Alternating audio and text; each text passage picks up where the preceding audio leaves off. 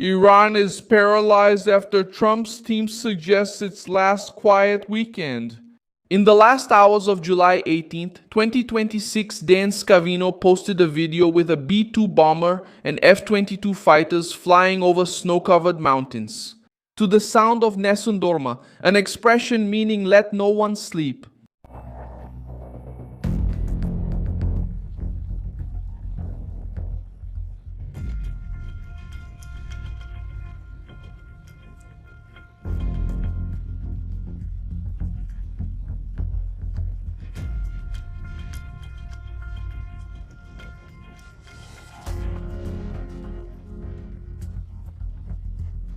It appeared at the exact moment when the United States Central Command confirmed the 7th consecutive night of attacks against Iranian targets. It was this combination that made people take the video as a message that Tehran would get no rest over the weekend. In this video posted by Dan Scavino, the B-2 appears in front, while the F-22s advance in formation. The post appeared just a few hours before new videos of attacks by the United States began to circulate. The Golga Tunnel, or Shahid Mirzai Tunnel, are actually two entry and exit tunnels to the north of the city of Bandar Abbas, which are currently blocked due to the attack by American fighter jets. Both tunnels suffered serious damage, but machines are working and they say the road will be reopened soon. That is, for now, the road will be temporarily reopened so that light vehicles can pass. Goodbye.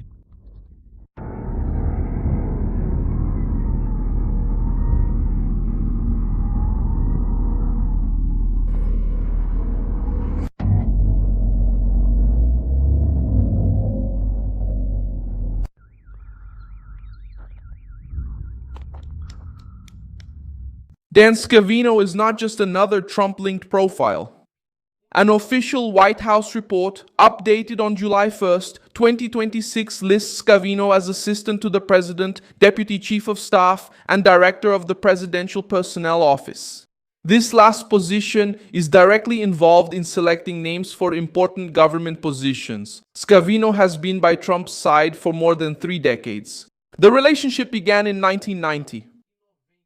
When he carried Trump's golf clubs at the age of 16 later, he managed the Trump Family Club. He led the digital strategy. He followed presidential campaigns, and he remained within the president's closest circle. That's why a military montage posted by him during the escalation against Iran carries much more weight than just a supportive post. Hours later, Fox News released a new video attributed to the United States Central Command. The footage shows nighttime attacks and flashes in areas hit during the operation. The command reported that American forces attacked surveillance sites, military logistics structures, underground weapons depots, and Iran's maritime capabilities. Fighter jets, drones, ships, and other assets took part in the operation. It was the 7th consecutive night of bombing since the ceasefire was broken, a sequence designed to wear down Iranian capability. To observe American movements, store weapons, supply troops, and threaten maritime routes. The United States maintains more than 50,000 troops spread throughout the region and says these forces remain ready for new operations. Trump once again threatened energy facilities and bridges and resumed the naval blockade against Iranian ports. The pressure seeks to force Tehran to reduce its control over the Strait of Hormuz, and in Hormuz, to prevent the export of Iranian oil and limit the regime's ability to prolong the war. The nighttime attacks and Scavino's video gave the impression that the weekend would be used to tighten the siege even further. In another post by Mario Naufal, an air tracking image indicated the movement of new US fighter jets heading to bases in the Middle East, accompanied by 4 KC tanker planes. This type of aircraft allows fighter jets to stay in the air longer and be moved over greater distances.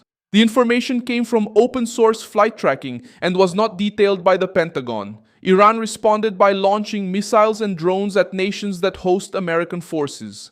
The Americans haven't made contact for a few days. What's the subject? Negotiations. Look, in the negotiations we were involved in, unfortunately, it was the Americans themselves who ended up taking these same aggressive actions, disrespecting and violating their commitments under the Memorandum of Understanding within this specific context. What we are facing now is the defense of our country with unity and resolve. And I believe that this time as well, the Americans have already received their answer by now. According to that Memorandum of Understanding, which became known as the Islamabad Memorandum, we have also suspended all our commitments. Kuwait bore the brunt of the retaliation on Saturday morning. In a statement released by the Kuwaiti army, the military spokesperson said that ballistic threats and hostile drones have been detected since dawn. Some were intercepted, but there were impacts on military installations, sectors linked to the Ministry of the Interior, and oil, electricity, and water facilities. Firefighters, oil sector workers, and emergency teams were injured while trying to control fires and repair the damage. The offensive hit an oil facility with enough force to cause significant damage and leave people injured. A desalination plant also caught fire and had its generation units taken out of operation. The problem is alarming for Kuwait, which relies on desalination for about 90% of its drinking water. Operations at Kuwait International Airport were suspended amid repeated threats, while air defenses tried to shoot down new projectiles. In this video, published by Clash Report, a huge column of smoke and fire appears over a facility identified by the account as the Kuwait Security Academy. Marion Alpha also released images of internal destruction and stated that the site is used to train police officers and security forces. The military statement confirmed attacks on sectors linked to the Ministry of the Interior, but did not provide a complete list with the names of all the facilities that were hit. The images point to the academy, while the exact identification still depends on more detailed public confirmation from the authorities in Kuwait. The attack revealed a brutal flaw in the Iranian strategy. Tehran tried to punish a nation for hosting United States forces, but ended up hitting structures related to water, energy, oil, and internal security. This increased the outrage of the Kuwaiti government and forced another Arab nation to put its defenses, firefighters, and military forces on high alert. Instead of reducing the American presence, the regime increased pressure to provide additional protection for bases and strategic routes. In Jordan, another video published by Austin Defender showed a huge flash on the horizon and was presented as a possible impact of two intermediate-range ballistic missiles at the Muwafaq Salt Air Base in Awaz Haq. The base hosts American forces and had already been targeted in previous rounds of attacks. Iranian state television claimed that United States aircraft had been destroyed, but Reuters reported that it could not verify that claim. Jordan declared that its defense systems shot down Iranian missiles, leaving the actual extent of the damage still unconfirmed. The early morning hours also brought alerts for Bahrain and Saudi Arabia. Iran claimed to have attacked areas used by American forces in Bahrain. In Saudi Arabia, alarms were triggered in Al-Kharj and Al-Yambu, and sources interviewed by Reuters said that the Prince Sultan Air Base, where there is an American presence, was one of the targets. It was the first Iranian attack against Saudi territory in about 3 months, further increasing the number of fronts opened by the regime in just a few days. While Iran fires at Kuwait, Jordan, Bahrain, and Saudi Arabia, the United States continues to strike military infrastructure inside Iranian territory. The targets chosen on this 7th night show an attempt to take away the regime's surveillance, mobility, storage, and maritime capability.